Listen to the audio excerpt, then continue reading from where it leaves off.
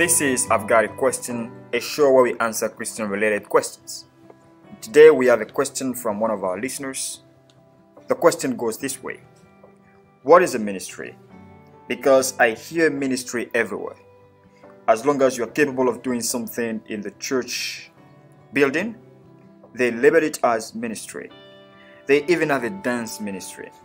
It would be nice if you help me put some biblical light on it. So this is a question from one of our listeners. He really want to know what a ministry is. And he also want to know whether there is something like a dance ministry. To answer this question, we have a brother here who is going to help us. So, brother, what do you think about this question? Thank you very much, brother. This is an interesting question. But as we go on, I would like to make mention of something which will help us really understand the word, because today, even in our society, in our various governments, we have the notion of ministry as well. And that is the reason why we have ministers of defense, the minister of the foreign affairs, and so on.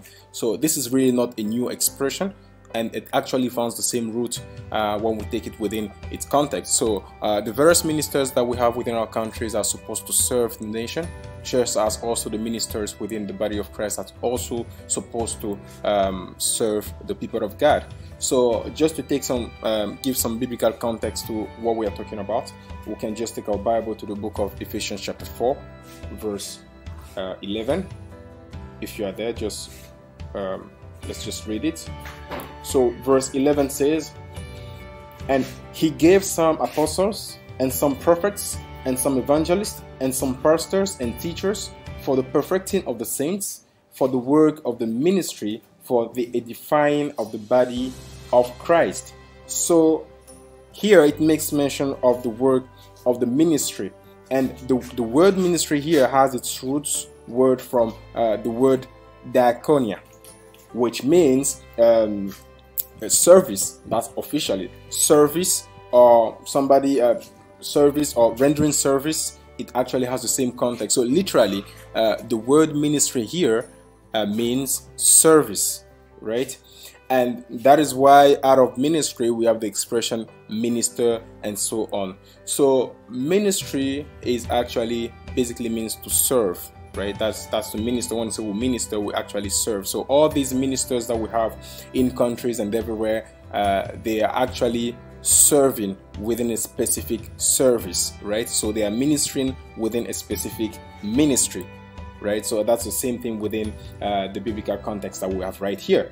Now, we can't talk about really ministry without minister, right? It's just as good as having a tool or something without really having anybody to make use of it. So it is important for us to also understand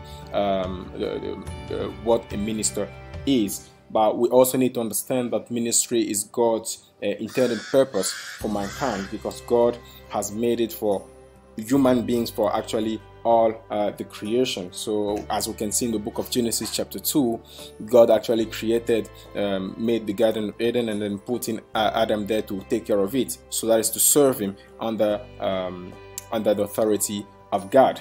So ministry is given for every child of God. That is God's intended purpose for everyone. Amen. So let's just move on to the word minister. Who is a minister basically? So in order to give an understanding of explanation to this, a minister basically means a servant, if we want. That's what it means in the original word. And a Bible verse to back it up, we can have it in the book of 2 Corinthians chapter 3. So 2 Corinthians chapter 3 from verse 6. And it reads, 2 Corinthians 3:6, it says, "Who also has made us able ministers of the New Testament, not of the letter, but of the Spirit. For the letter killeth, but the Spirit giveth life." So here, Paul says that God made them able ministers. So minister here basically means servants, or somebody who runs errand, an attendant, somebody who is there to serve the people.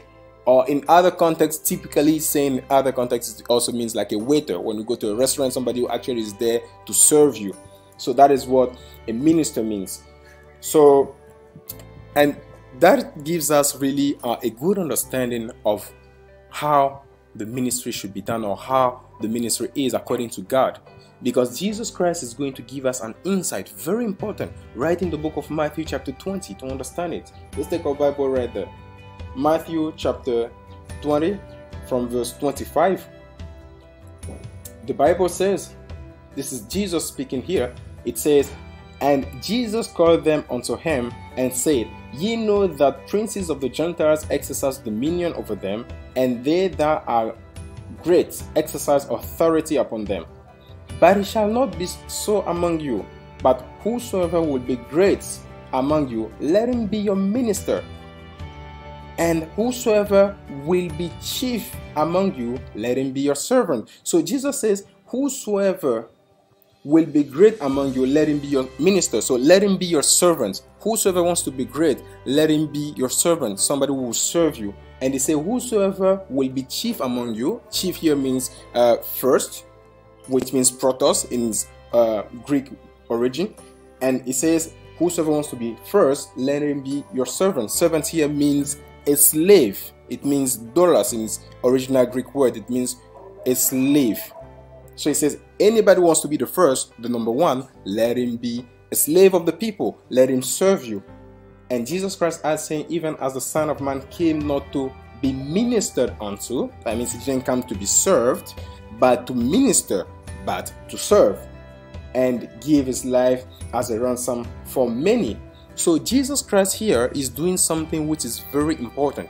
Jesus Christ is leading by example. That is why Jesus Christ is the best and the great leader, because he's done it and he's showing us the way for us also to do it, the way to do ministry. So when we are minister of God, when we get into the ministry, it doesn't mean that we can carry our Bible anymore. It doesn't mean that we can do things anymore. We are rather supposed to serve others and not to be served. But unfortunately, this is not the case today. We see ministers being in the religious context and other contexts. They are rather people who are being served, and that is entirely wrong. That is not what Jesus Christ said. We also notice today all around the world that ministry has become a shortcut for many. If they are not able to make it in life, in society, they just get into ministry because that is the fast way of making money. That is a fast way of being served, and that is entirely wrong. That is not what God has in his mind for his people. So it is very important to come back to the biblical context to understand what it is. And here Paul really understood it. Paul was not there when Jesus Christ was saying all these things. He was not part of those disciples.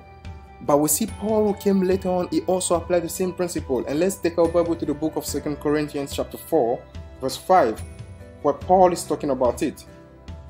2 Corinthians chapter 4, verse 5. Here Paul says, "For we preach not ourselves, but Christ Jesus the Lord, and ourselves your servants for Jesus' sake." So servants here has the same connotation of what we read in the book of Matthew chapter 20, where he says that he that wants to be chief, let him be your servants. So Paul really saw himself as a servant, where he has to serve the people of God as a minister. He understood that as a minister, you are supposed to serve people and not to be served. So it is very important to note that all of us, as we are ministers of God, which actually touches the second aspect of the question, that can somebody have a dance ministry, because we see it in churches. Frankly speaking, we don't see it in the Bible. We don't see anybody with a dance ministry whereby he's on the spot, people clapping and enjoying, praising because somebody is dancing there with a choreography or steps and moves. I don't think that's really showing Christ. That's rather boosting self. That's rather putting the person in front rather than putting God.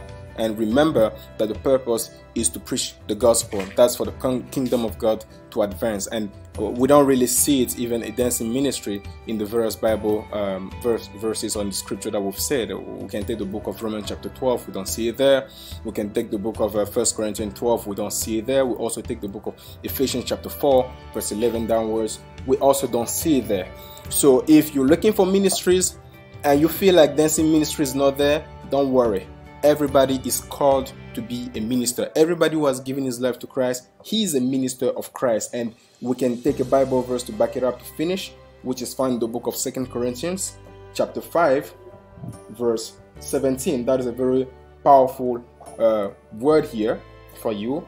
Maybe if you find yourself in the dancing ministry, if you feel like that is not in the Bible, don't be discouraged. Give your life to Christ, follow Jesus Christ, and God will give you what He has in store. So it reads, therefore, if any man be in Christ, he is a new creature. All things have passed away. Behold, all things have become new. And all things are of God, and who has reconciled us to Himself by Christ Jesus, and has given us the ministry of reconciliation. So that is what God has given unto us, to win souls for Him, to go out there and reconcile the world to Himself. So that is very important, and that is the general ministry that God has given to every child of God. And as you grow on, God will definitely tell you about a specific ministry in a particular area where He wants you to serve Him, maybe in the fivefold ministry and so on. But this is what I can say for now. And yeah, brother. Thank you very much, brother, for helping us shed more light on this question. We hope our listeners have been satisfied or blessed by the answer that has been provided. We really want to thank you for hooking on to this channel.